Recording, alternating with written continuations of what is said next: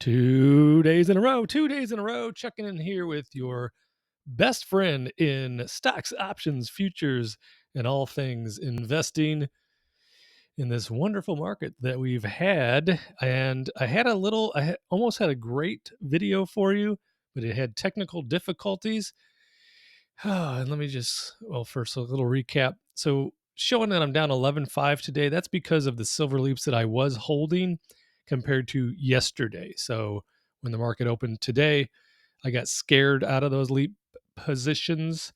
But this is basically a paper number. And if you remember yesterday, I said I was going to take another 50,000 out. I did do that, 50,000 out of the account for that. The private oil fund that I actually signed papers for today, partnership papers, $100,000 investment.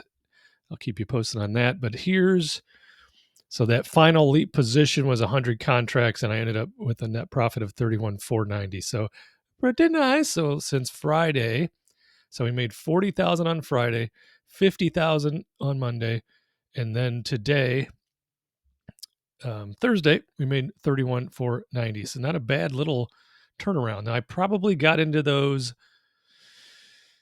I could tell you exactly when we got into them. Let's go. I think it was around November 12th. Let's see. Let's take a look. So here's the ones we sold. So those are the ones we sold today. One of them came out in tranches, wasn't getting it filled. And it was literally changing my ask price on the way down. So we got it filled, and it's still a very nice profit.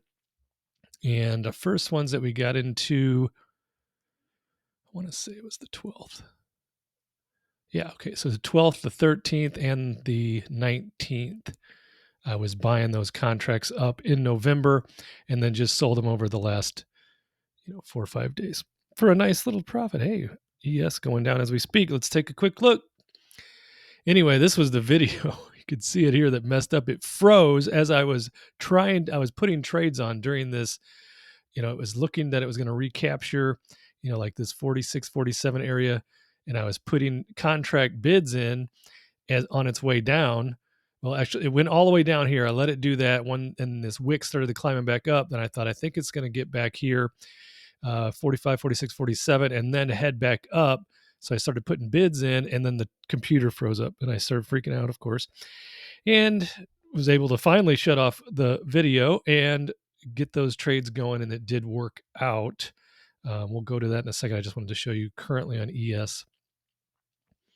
Let's actually go here, because there was 3 beautiful setups today. The first one began with a peak to trough move of like 36 points from 6,880 down all the way to like 6,845. I missed that one because I was getting ready to take it, but I needed to get in the shower because I needed to go over to the accountant's office and sign those partnership agreements. So I just didn't want to do that because I'd be nervous, and so I missed that trade. It ended up, it would have scared me through here anyways if I would have been in it real time. So I missed the short squeeze up there. That would have been perfect opportunity number 1. And then number 2 happened again. Wasn't that long after it. And let me see the time frame. Yeah, so that one I did get in. This is the one I got in first. Had 3 contracts, ended up making like $1,400. And then I thought, okay, we got another one coming up right here in real time. I can get the video. And that's when it froze up. I don't think you'll be able to hear this. Oh, maybe you can't. Well, I can hear it. You probably can't hear it. So it froze up. We'll do it live. So next time, hopefully that's going to work. I got to get I got to get the streaming stuff going instead of continuing to have problems with this janky screen capture system by Vidyard. I mean, it's been great to me because it's like super cheap. But, if you've watched many of these videos, I've had several different technical difficulties. So let me see, where are we? Let's take a look here. So right now, this could be another potential setup forming right before our very eyes. So on that second trade, then I made like 1,075. So far, two successful day trades, 24.75 on the board. But you can see, there's that first move, squeeze, first move or second move, squeeze, chop, chop, chop, chop, chop. Third move, and I got into two out of those three, so not bad. Another one looks to be setting up now.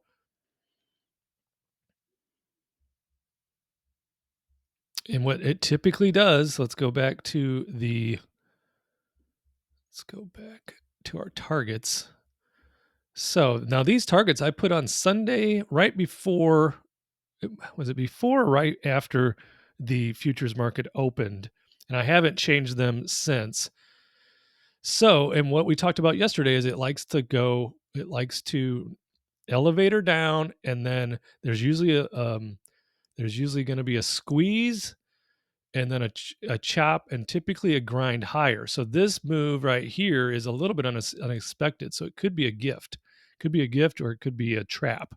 So I'm going to keep watching that. If we get down here, I'll be watching very carefully, because if we look to the left,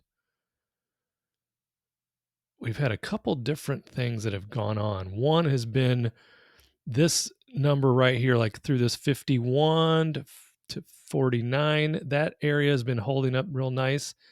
And then we got to this grind or this chop position, and 60 was holding up real nice. So I was watching to see when 60 was going to really break through and not just wick through.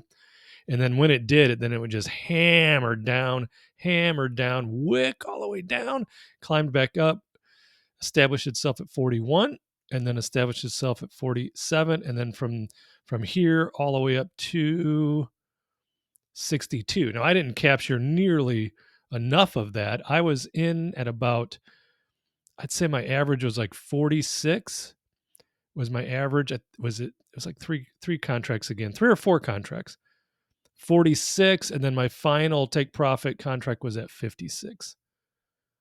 So just going over what our discussion started yesterday. Flush, elevator down, squeezing these shorts, because this is scary. You start seeing this move and you want to go short, and this could be it. This could be when the final top happens before the next bear market begins. So you get the shorts piling in, and then boom, they get trapped, squeeze up as they're covering on their way up because it's hitting all their stop losses. Because I still would imagine that today we're still going to take this area out, probably retest the 69, which it did so many times today. Broke through once and twice there, but did not hold it. Got a test here, a test there, test everywhere. So I'm looking at 69 again. Probably it could easily be taken out today, but I would imagine we're going to get another retest before. I wouldn't say, well, yeah, I'd say probably before the day's over. I mean, there's 49 minutes left in the trading day as far as regular trading hours. And then, of course, futures extends another hour to 4 o'clock Central Time, closes for an hour, reopens at 5. But the flushes, I've stayed patient today, very proud of myself, because normally I would have just been trying to trade everything. Every little move. Hey, that looks crazy. I better get in on that trade. And then, you lose money. So I've been very disciplined for the last couple of weeks, which is making me feel very nice. But let's take a look at. So let me go back here. Sorry. We're going all the way back. Oh, here it is. So it would be right. No, wasn't there either.